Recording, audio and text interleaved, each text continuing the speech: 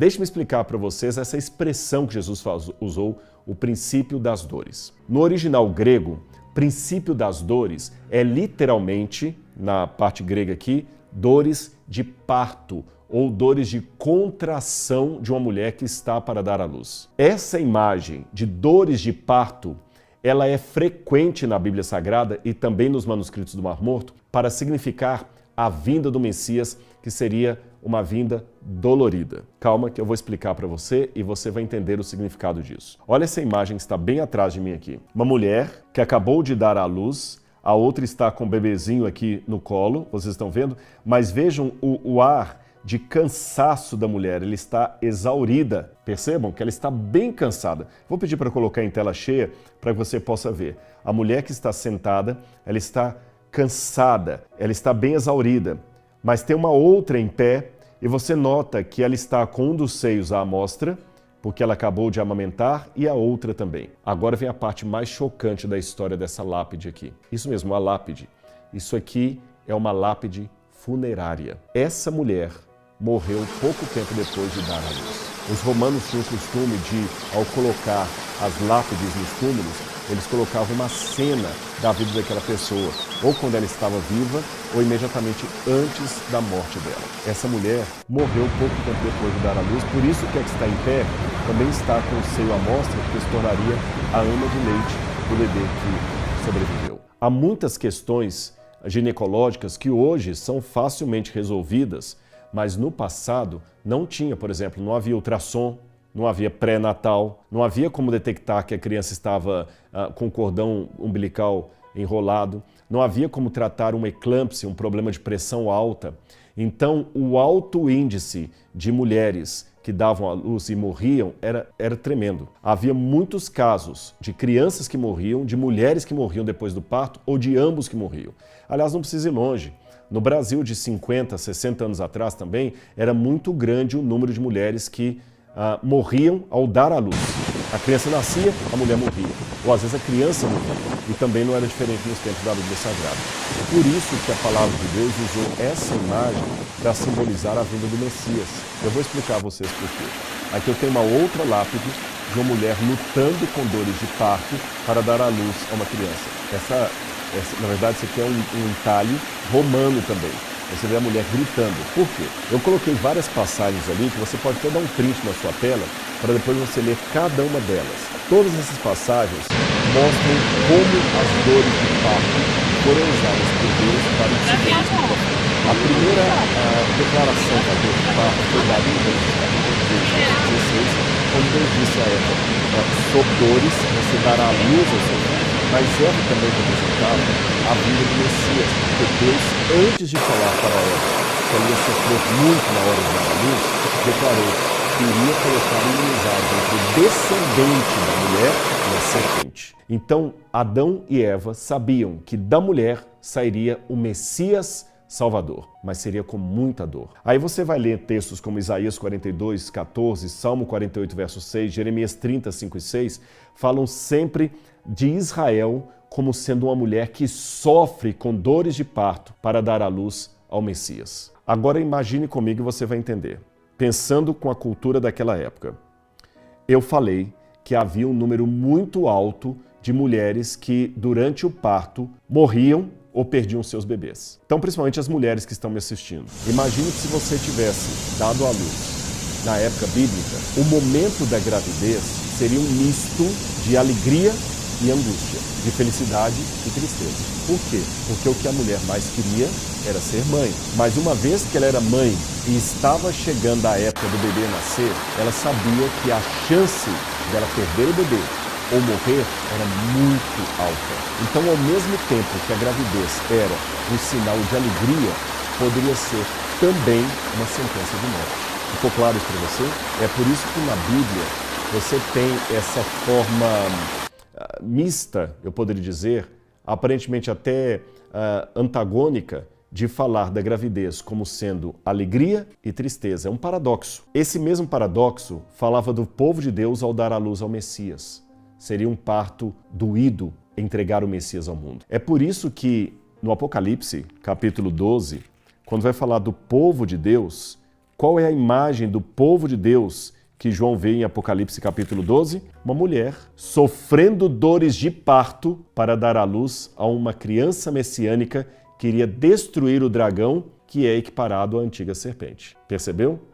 Agora, vamos a 1 Tessalonicenses capítulo 5, versículo 3. Olha o que Paulo fala aqui em 1 Tessalonicenses capítulo 5, versículo 3. Quando andarem dizendo paz e segurança, eis que lhes sobrevirá repentina destruição, como vêm as dores de parto à mulher que está para dar à luz, e de modo nenhum escaparão. Quando você vai a Romanos capítulo 8, versículos 22 e 23, novamente Paulo usa as dores de parto como um exemplo.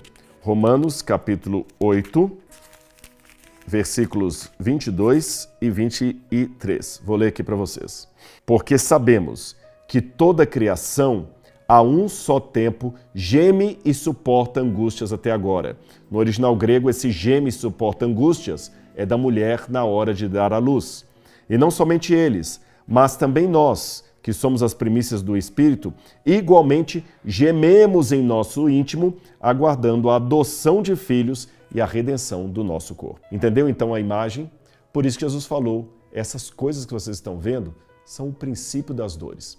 Mas vamos continuar a analogia de Jesus para saber de que forma essas coisas apontam para o fim. Porque você que está chegando agora, eu tinha feito uma pergunta. Guerra sempre houve, terremoto sempre houve, fome sempre houve. Como é que essas coisas podem ser sinal do fim? Então está na hora de responder. Com a própria analogia de Jesus. O princípio das dores. Olha o que diz esse texto encontrado nos manuscritos do Mar Morto, um texto de Qumran, um texto da época de Jesus. Está no rolo de ação de graças. A foto do texto está aqui, então não estou inventando a minha cabeça não. O que está traduzido ali é o que está nesse manuscrito que tem essa foto aqui.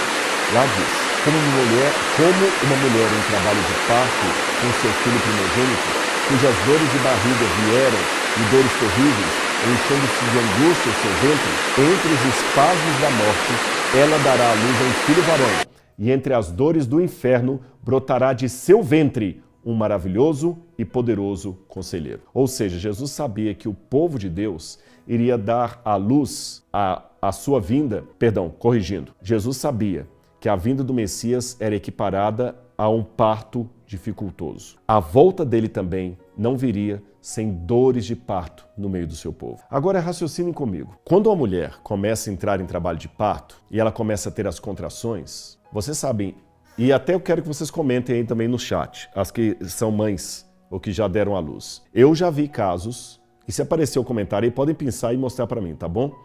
Eu já vi casos de mulheres que disseram que elas tiveram a contração e o bebê nasceu 1 hora depois. 2 horas depois o bebê estava nascendo. Houve o caso de uma mulher que o bebê nasceu numa praça. Ela estava assim na praça quando a criança escorregou e saiu. Isso é caso real. Mas também já vi casos de mulheres que ficaram até 18 horas tendo contrações e o bebê não nascia. 18 horas. É muito tempo. Imagine então a mulher ter uma contração, outra contração, e quanto mais vai chegando próximo, as contrações vão ficando mais rápidas e mais doídas. E elas vão, agora o intervalo entre as contrações também vai diminuindo. Mas repito, é uma caixa de surpresa. Algumas mulheres têm a primeira contração, o bebê nasce 1 hora depois. Algumas mulheres têm contração, o bebê vai demorar 18 horas para nascer. Essa que já teve mais de 18 horas de contração, por favor, fala pra gente aí que eu quero saber. Agora, então, imagine essa comparação com a história da humanidade. Estamos tendo contrações de parto. O menino pode nascer a qualquer momento e pode demorar 18 horas. Percebeu a analogia? A partir do momento que a mulher tem as contrações, o que um bom marido deve fazer? Ficar esperando? Não. A qualquer momento a criança nasce. Ele tem que pegar o carro e correr para a maternidade. Pode ser que ao chegar na maternidade, ele vai esperar quase que a noite toda, a manhã inteira, a tarde inteira, para o menino só nascer no outro dia depois do almoço. Já apareceu algum aí? Mulheres estão falando que é verdade. Euzeni falou, Claudiane está confirmando isso, Helena também. Obrigado a vocês que confirmaram. Então a mesma coisa é a história do mundo, meus queridos. Nós estamos tendo contrações de parto no mundo. A qualquer momento ele volta. E outra coisa também, a mãe da Alessandra ficou mais de 22 horas tendo contrações. Então, quando Jesus falou essas coisas que vocês vão ver, guerras, são o princípio das dores, Obrigado, viu, a Alessandra aqui que contou isso. Essas coisas que nós estamos vendo, elas são exatamente o quê? As contrações do mundo. O Messias pode chegar a qualquer momento ou pode demorar. Não é que a profecia está errada. Agora, as contrações elas vão diminuindo, quanto mais próximo está chegando a vinda dele. O que nós estamos com? Já estamos com 9 mil pessoas ouvindo. Glória a Deus. Se você compartilhar, nós vamos chegar a 10 mil. O que nós estamos percebendo agora no mundo? As contrações estão ficando mais próximas. Agora o terremoto atinge mais pessoas do que na época bíblica, porque está mais povoado o mundo. Percebeu? Aliás, se você olhar bem o Apocalipse, e até os eventos relacionados à vinda de Jesus, são todos eventos mundiais. Agora me chamou a atenção que de 2021 para trás, o último evento mundial que houve no mundo, bem redundante, né? O último evento mundial da história humana foi o dilúvio. O dilúvio foi universal. Pegou o mundo inteiro. Depois do dilúvio, não teve nenhum evento mundial, até chegar a pandemia, ok? A pandemia foi mundial. A Primeira Guerra Mundial não foi mundial. Angola não participou da Primeira Guerra Mundial. Quem mais?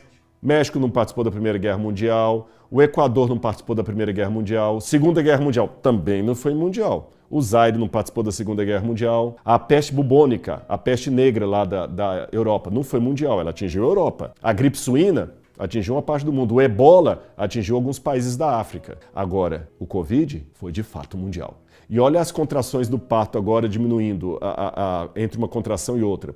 Depois do Covid, os governos estão em alerta máximo, porque qualquer coisa agora vai ser mundial. Se tiver um crash na Bolsa de Valores, o mundo inteiro vai perecer. Se tiver uma guerra agora no Oriente Médio, o mundo inteiro vai estar envolvido. Se houver uma outra pandemia ou epidemia, o mundo inteiro vai sofrer. Se houver uma crise ecológica da água, o mundo inteiro vai padecer. Tudo agora é de proporções mundiais. Estão falando até de uma governança mundial? Percebeu? Realmente, eu não sei quando a criança vai nascer, mas uma coisa eu sei. As contrações estão no intervalo mais curto entre uma e outra e as dores de parto estão mais sérias.